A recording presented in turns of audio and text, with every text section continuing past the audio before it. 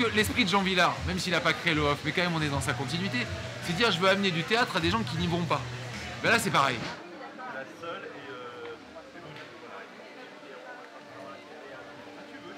En fait, chaque année, il y a de plus en plus de spectacles off.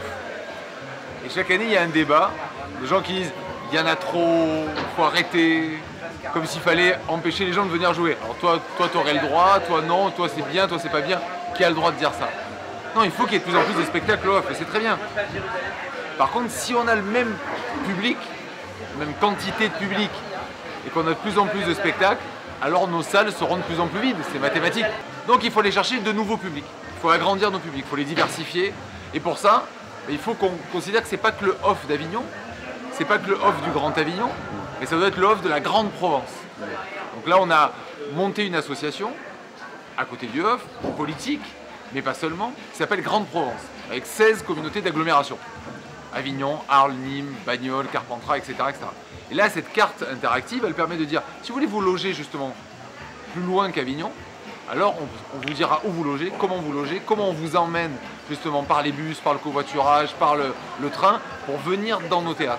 Parce qu'aujourd'hui, on sait qu'en termes de logement, on surchauffe à Avignon. On réserve très très longtemps à l'avance, nos hôtels sont pleins, tout ce qui est Airbnb est plein. Donc comment on fait pour faire venir du monde alors qu'on a de plus en plus de spectacles? Et au moment, il faut que nos artistes puissent vivre, puissent rencontrer leur public. Et donc cette carte-là, elle permet de dépasser les frontières administratives. On est sur 3 départements, le Gard, les Bouches-du-Rhône et le Vaucluse, 2 régions, PACA et Occitanie. Voilà, pour montrer que finalement, le bassin culturel du off, c'est depuis longtemps affranchi des frontières administratives.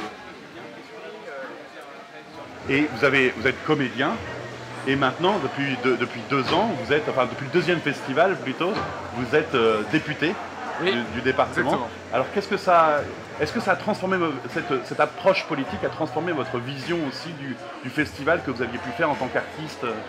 Non, en fait, c'est plutôt l'inverse. Je pense que c'est plutôt l'expérience que j'ai eue au festival qui transforme ma manière de le faire en tant que politique et dans ce mandat de députation. Moi, ce festival, il m'a tout amené dans ma vie, à la fois humainement, mes amis, ma vie personnelle, mon travail d'acteur, parce que je fête mes 10 ans. Il y a 10 ans, je commençais à faire l'acteur au festival off. Mais, et à la fois politiquement. Moi, j'ai beaucoup travaillé sur la fondation Terra Nova, sur le in et le off, sur des textes, sur des rapports, le in et le off, personne n'écrivait. Vous savez, c'est un grand impensé politique, le festival d'Avignon. Vous ne trouverez pas une ligne, à part chez moi, dans un programme politique municipal qui parle du off. Ça n'existe pas. Pourtant, c'est le plus gros événement du territoire, mais personne ne sait en parler. Donc c'est plutôt la pratique du festival qui m'a amené aujourd'hui à travailler sur la formation des intermittents, comme le dernier amendement que j'ai fait passer sur la loi formation professionnelle. Enfin, c'est ce festival-là qui est plutôt le vivier de ma réflexion politique.